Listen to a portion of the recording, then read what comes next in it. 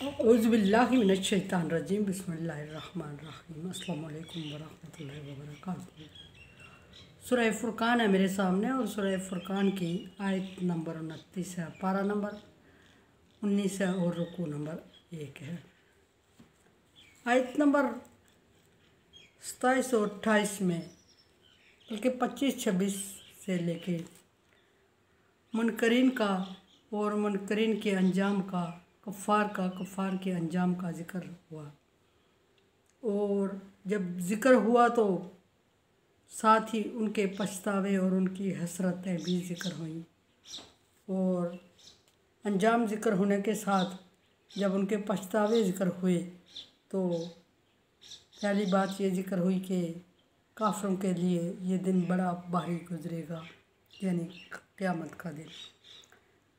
और फिर उनका एक जज्बाती अंदाज ज़िक्र हुआ कि उस वक्त वो बेबसी और गुस्से से, झंझलाहट से अपने हाथों को काटेंगे। बेबसी से एक बेबसी की कैफियत ज़िक्र की जा रही है। और फिर उसके बाद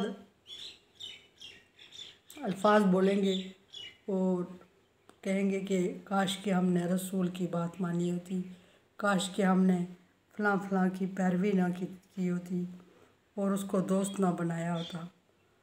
ये पछतावे क़यामत के दिन कुफ़ार के होंगे। लेकिन मैं अर्ज़ कर चुकी हूँ बारहा के पछतावे ही रहेंगे।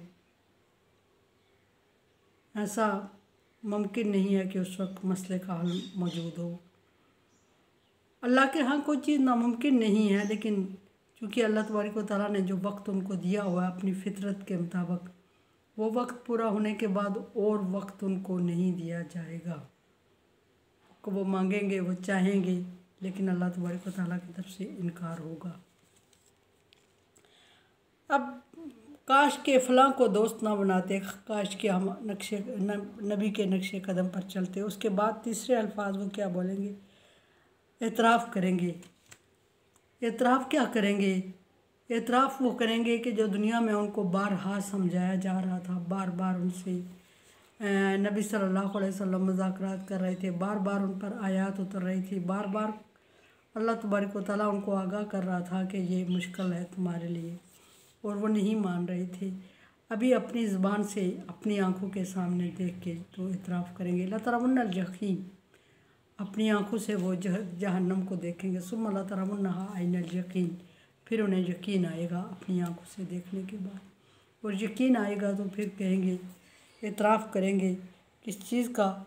उसका जो अल्लाह का रसूल उन्हें मनवाने की कोशिश कर रहा था।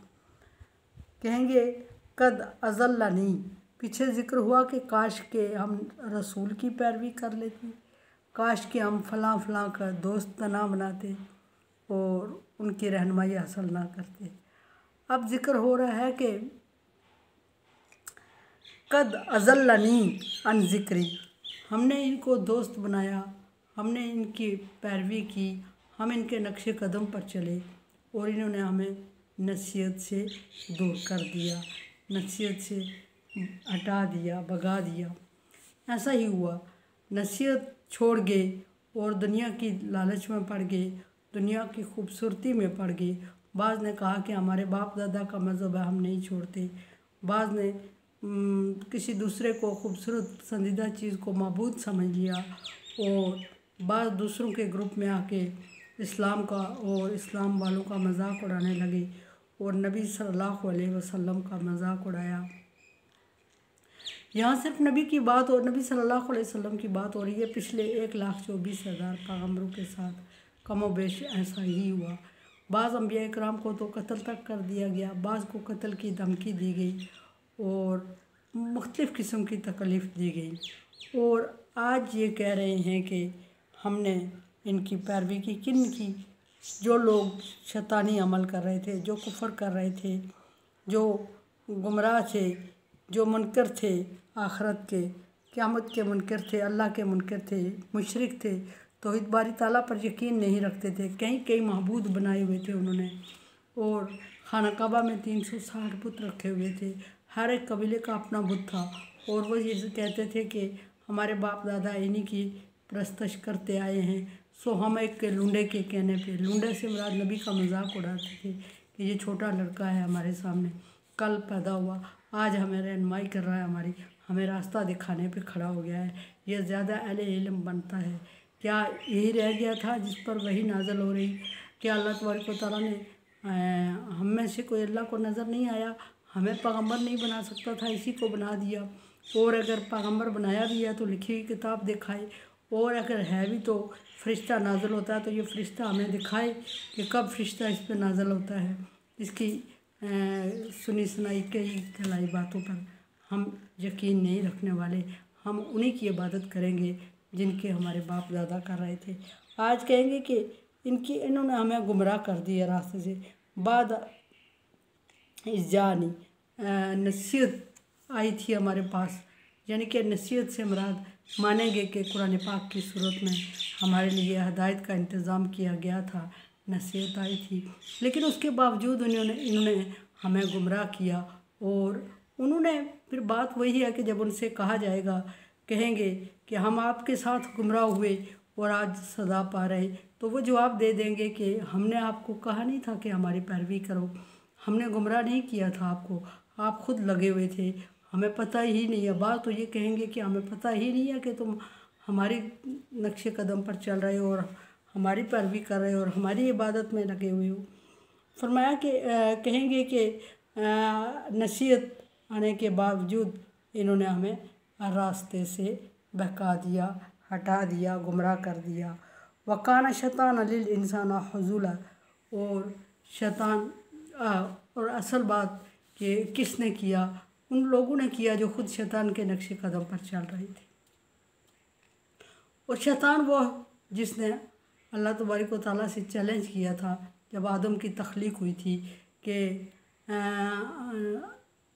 वला अज़ल्लन्नहुम, मैं ज़रूर इनको गुमराह करूँगा तेरी मखलूक को, और कम ही होंगे जो तेरी हदायत कबूल करेंगे। अल्लाह तबारक व तआला ने भी उसको जवाब दे दिया था कि तू ज़रूर इनको गुमराह करेगा, और इनमें से मेरे बंदे तेरे कहने पे गुमराह नहीं होंगे। वो जो गुमराह हो जाएंगे वो तेरे ही होंगे, और उनका अंजाम भी तेरे साथ ही होगा, और क़यामत के दिन तेरे साथ उनको जहन्नम में डाला जाएगा। सो क़यामत तक शैतान इंसान के साथ लगा हुआ और गुमराह करने पे, और इंसान उसकी तरफ बहकावे में आके ज़्यादा हिस्सा इंसानियत का फिर भी गुमराह होता जा रहा है। नबी सल्लल्लाहु अलैहि वसल्लम की उम्मत में क़यामत तक तो काफ़ी ये है कि आप सल्लल्लाहु अलैहि वसल्लम पर ईमान लाने वाले काफ़ी लोग, लेकिन बाकी पैगम्बरों में बराए नाम ही लोग ईमान लाए, सारे शैतान के नक्शे कदम पर ही चले।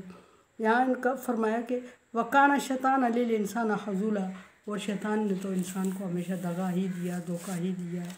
धोखा देने का मतलब ये है कि दुनिया में वादे करके सब्ज़ बाग दिखा के और क़यामत के दिन अपना आप छुड़ा के भाग ही गया और कह दिया कि मैंने झूठ बोला था और अल्लाह का जो हुक्म था सच्चा था, अल्लाह के रसूल की पैरवी करते, मेरी ना करते, मैंने तो तुझे गुमराह किया।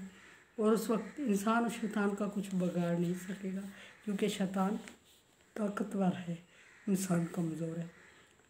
कुरान समझे, देखें, समझे और सब्सक्राइब करें। अल्लाह तबारक व तआला का हुक्म, तावन अला बिर्रि व तक़वा, नेकी और भलाई के कामों में एक दूसरे से तावन करें। सो तावन करें, चैनल को सब्सक्राइब करें, शेयर करें और सदका जारिया में मेरा साथ दें। अल्लाह हाफिज़।